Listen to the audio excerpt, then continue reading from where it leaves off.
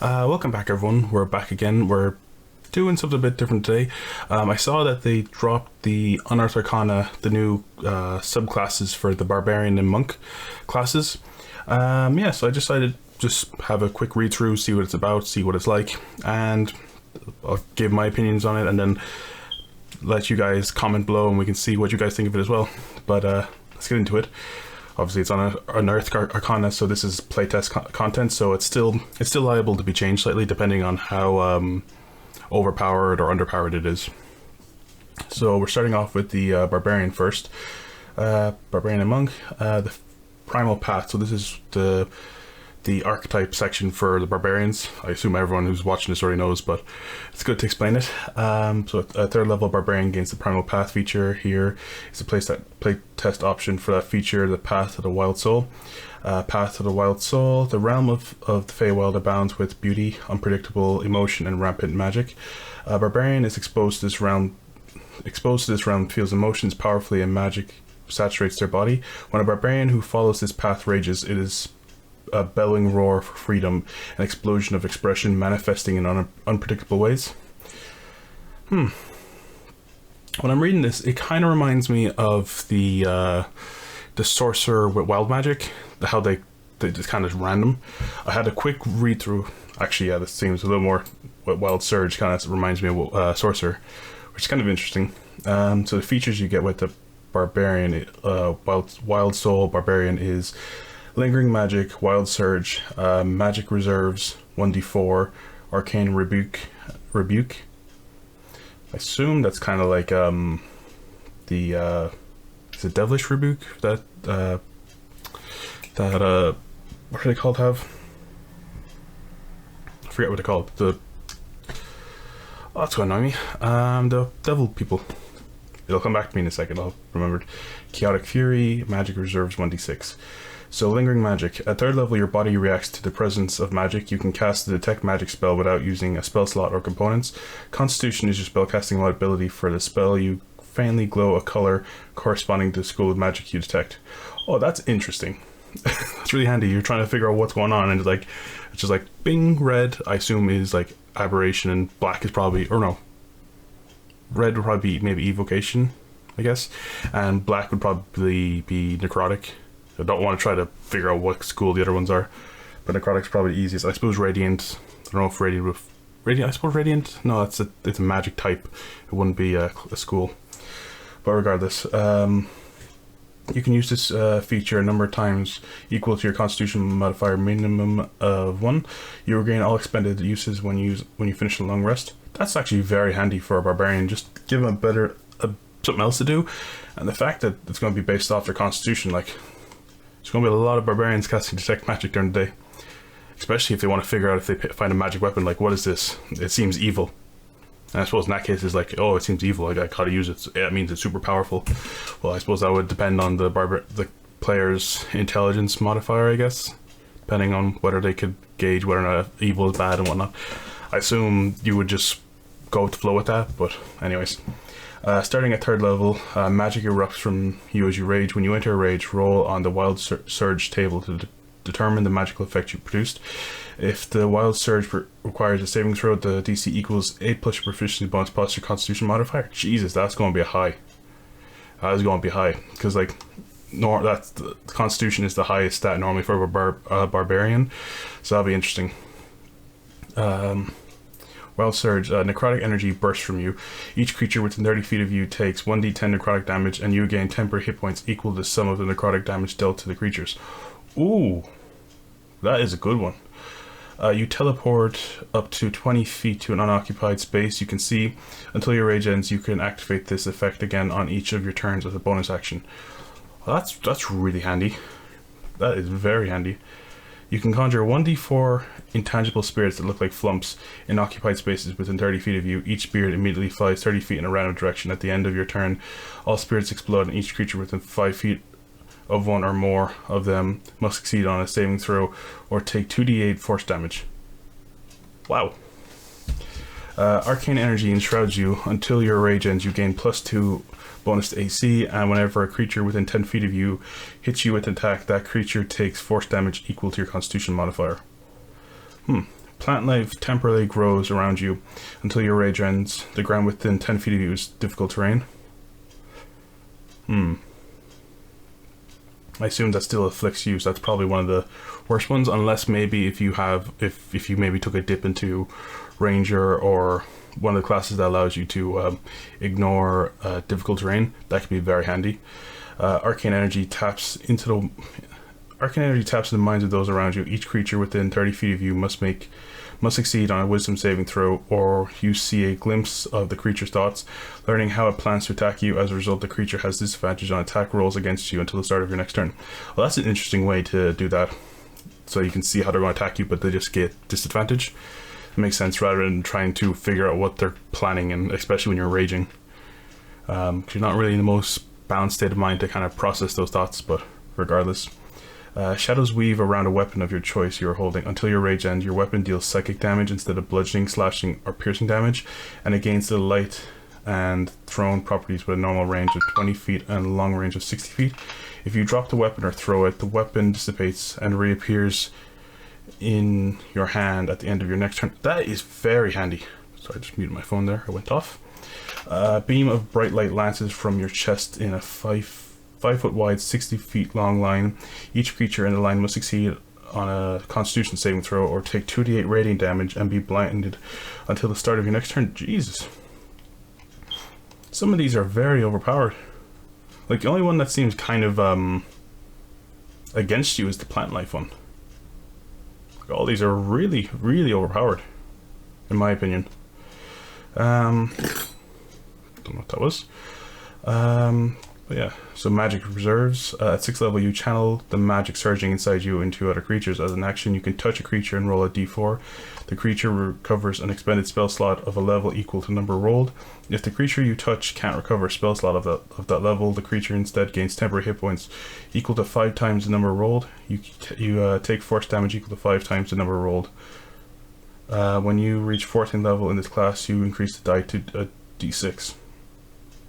Okay, that's actually kind of cool.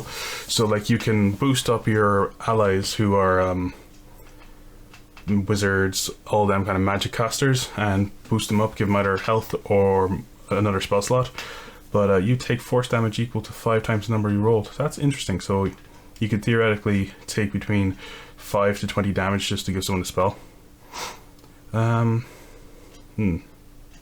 I assume that would not be ignored by bludgeoning, piercing, clashing damage, and whatever other damage type you have, because that would seem more, I suppose, force. There's not a lot of things that give you resistance to force damage. Never know. Arcane Rebuke. At 10th level, the magic crackling within your soul lashes out when a creature forces you to make a saving throw while you're raging. You can use your reaction to deal 3d6 force damage to that creature. Oh, that is actually handy. I can't remember the bloody name of the race. The devil ones, I know, like the ones that Laura Bailey and Taliesin Jaffe played, before he died, Molly Mock and Jester. But yeah, because they have the Devilish Rebuke, I think it's called, where they can deal like ice or fire damage depending.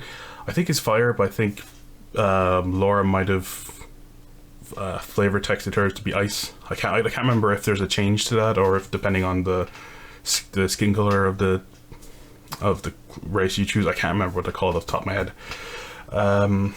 And then at 14th level we have Chaotic Fury. At 14th level you become a wellspring of wild magic while you're raging. As a bonus action you can re-roll on the wild search table, replacing your current effect with a new one. Oh, that is powerful, unbelievably. Especially if you got the plant life. I wonder does that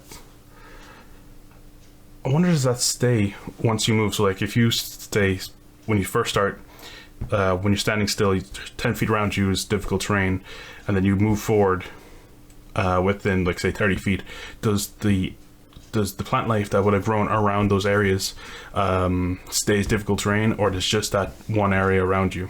That's interesting. I think they should specify that a bit more. I would assume it dissipates once you leave the area where you were, so that 10 feet radius is consistent to where you are. So regardless if you were standing in area A before and you are in area B, area A, the effects dissipates and it carries over to area B, for example. That would be my interpretation of it anyways.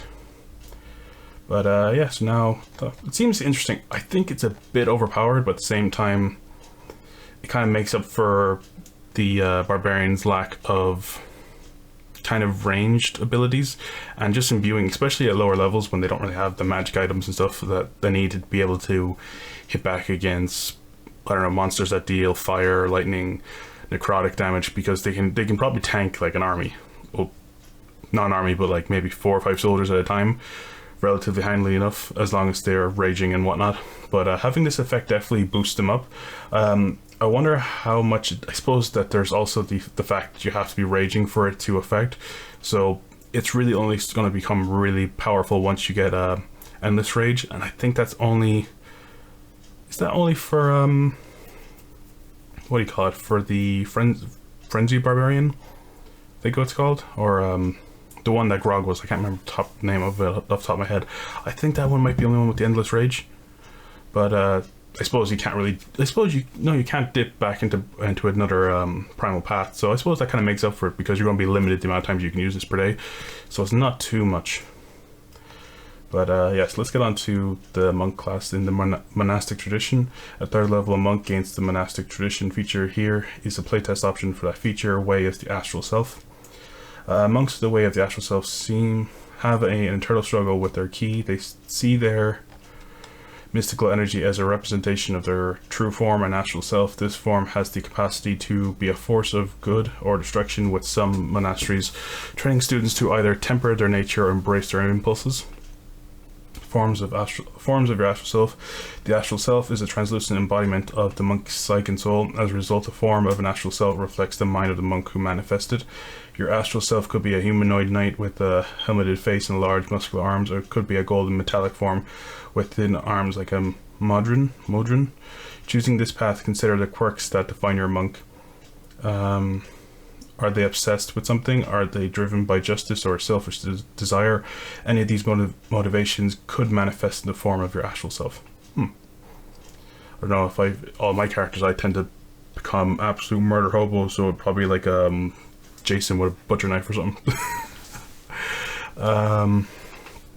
Way of the Astral Self features. Arms of the Astral Self, Visage of the Astral Self, Awakening of the Astral Self, Complete Astral Self. That's just a pain to say. Okay, so at 3rd level, you get the Arms of Astral Self. At 3rd level, your mastery of your ki allows you to summon a portion of your Astral Self. On your turn, you can spend 2 ki points as a bonus action to summon the Arms of your Astral Self for 10 minutes. These spectral arms hover near your shoulders. You determine the arm's appearance based on the qualities of your character. While your astral arms are summoned, you gain the following benefits. You can use your wisdom modifier in place of your strength modifier when making strength checks and strength saving throws. The arms are monk weapons and have a reach of 10 feet. The arms deal radiant or necrotic damage of your choice. When you attack with the arms, you can use your wisdom modifier instead of strength or saving throws for the attack and damage rolls. Immediately after you use the attack action with your astral arms on your turn, you can make 1 extra attack with your. When you use the attack action with your astral arms on your turn, you can make 1 extra attack with your astral arms as a bonus action. The number of extra attacks increases when you reach certain levels in this class, increasing to 2 at 11th level and 3 at 17th. That's interesting. Well, I know wisdom's usually, wisdom and dex is normally a monk's main stats, so it's kind of hard to gauge. Depending, I suppose, if you're going for the astral self, you might want to go down a wisdom monk S class, or a higher monk wisdom and a lower dex, and then once you get to 3rd level, you can increase your damage output that way. But 10 minutes, that's a long time. Sure, how long is that? That is 100 rounds essentially, because 6 seconds a round, and then there's 10 rounds in a minute, and then there's 10 minutes to 100. Visage of the Astral Self. Starting at 6th level, you can summon the Visage of your Astral Self. On your turn, you can spend 1 key point as a bonus action or as part of the summoning of your Astral Arms to summon this Visage for 10 minutes. The spectral Visage covers your face like a helmet or mask. You determine its appearance based on your qualities of your character. While your Visage is summoned, you gain the following benefits. Wisdom of the Spirit. You have advantage on Wisdom, Insight, and Charisma intimidation checks. Astral Sight, you can see normally in darkness, both magically and non-magical, to a distance of 120 feet. That'd be interesting if there was like an area that was completely blacked out by a magical spell and you can see through it. That's fairly overpowered. Well, not really to an extent, but it does do a bit. But the fact that you can wombo combo this into the other effects, I don't know. Like, you're going to have advantage on insight and intimidation, and you're going to be summoning arms. Like, you're going to have those arms coming out of yourself, and depending on if you're an evil character, they're going to look somewhat demonic. So, like, that's intimidating in itself. So you're going to be going around like a Machamp or whatever his name is. Awakening of the Astral Self. Starting at 11th level, you tap into the greater power of your Astral Self. While you have both your Astral Arms and Visage summoned, you gain the following benefits. Deflect energy. When you take acid, cold, fire, lightning, or force damage, you can use your reflection to deflect it, or reaction to reflect it, or deflect it. When you do so, the damage you take is reduced by 1d10 plus your wisdom modifier plus your monk level. Jesus.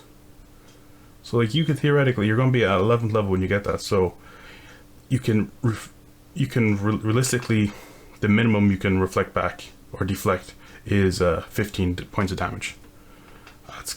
Well, I suppose depending on what your wisdom modifier is. I'm going to make the assumption that most people, if they're going down this class, wisdom's going to be highest, so it's probably going to be between a +4 and a +5 for your wisdom mod. Empowered Arms. Once on each of your turns, when you hit a target with your Astral Arms, you can deal extra damage to the target equal to your martial arts die. The hell is your martial arts die? Oh, I assume that's the damage die you deal with when you're doing unarmed strikes. Words of the Spirit. When you speak through your visage, you can direct your words to a creature of your choice that can see within 30 feet of you. That you can see within 30 feet of you, making it so that only a creature that can hear you, making it so only that creature can hear you. Okay. Alternatively, you can amplify your voice so that all creatures within 600 feet can hear you. That's a bit of a weird one. The Word of Spirit seems weird unless you want to there's like a massive fight going on and you want to specifically say to that person, do X, Y, and Z.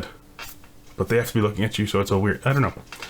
Maybe make it, I suppose if you're speaking and then they can't hear anyone else around you, if you want them to specifically do something, that could be a cool way to do it, especially in the battles in a fight or something. Complete Astral Self.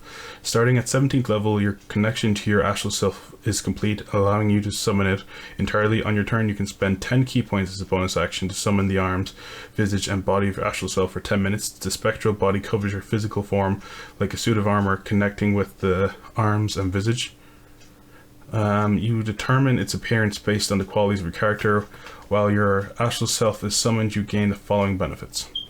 Armor of the Spirit, you gain a +2 bonus to AC while you aren't incapacitated.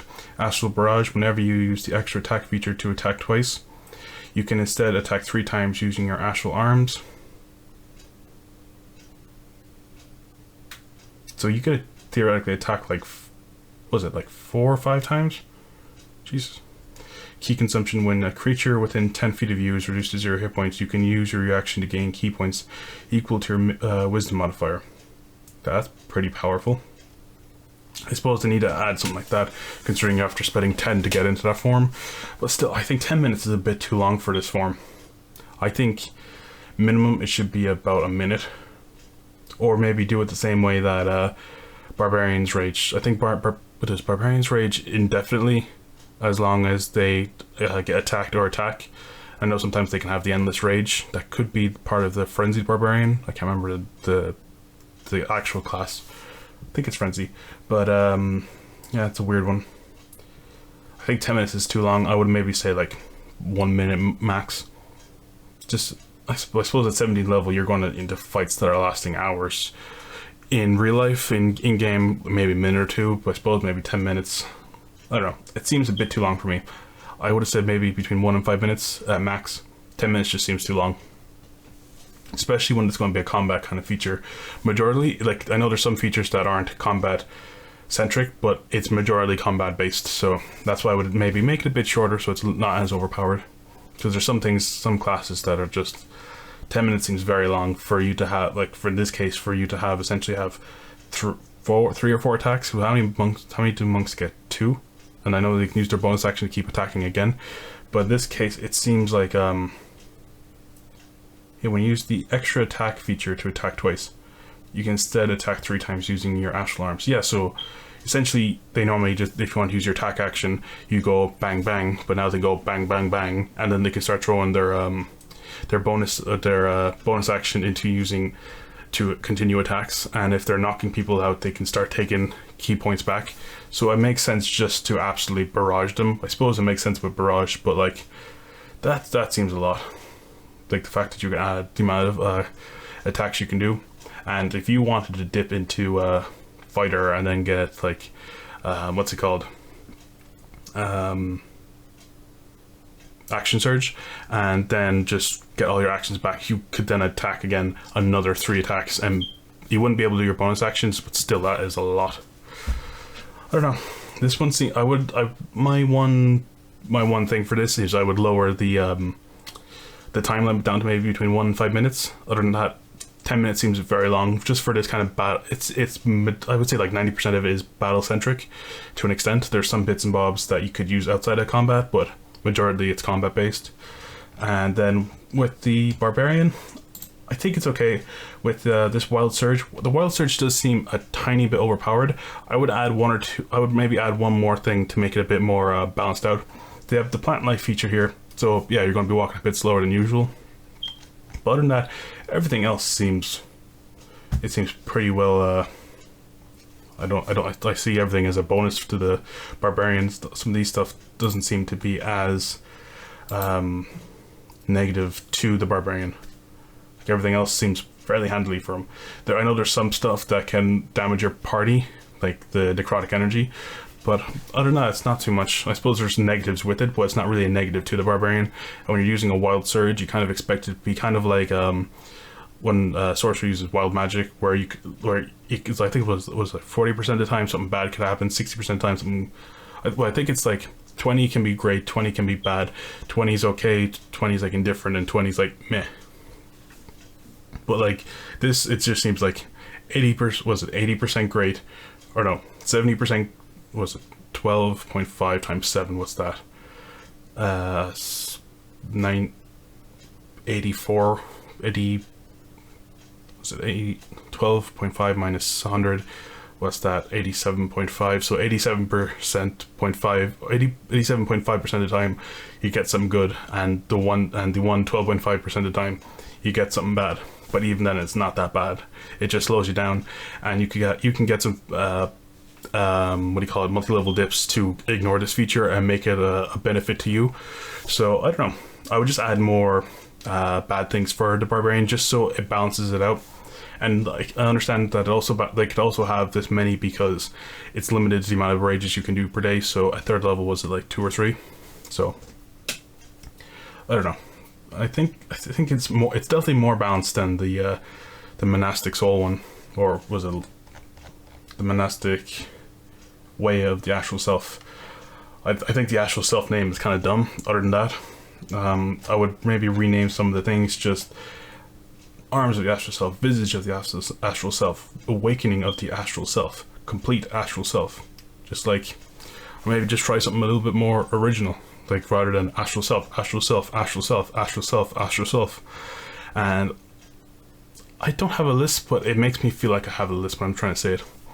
But yeah, what do you guys think? I think, like, obviously those are my opinions on it, but I think it can maybe be jigged around a little bit. But other than that, it does seem a very good starting point. My main things would just be maybe lower the time for the Astral Self, and maybe just rename the features. Other than that, it's fine. And then the Barbarian one, maybe add 1 or 2 more that kind of are a hindrance to the Barbarian rather than a benefit. Other than that, I think it's really good. What do you guys think? Let me know in the comments below. And also, you guys should stick around for tomorrow, or check out for tomorrow. We're going to be releasing another animated D&D race, this time with the Namekians. So check it out, see what you guys think. And thanks for watching, and please like and subscribe. I'll see you guys next time. Bye.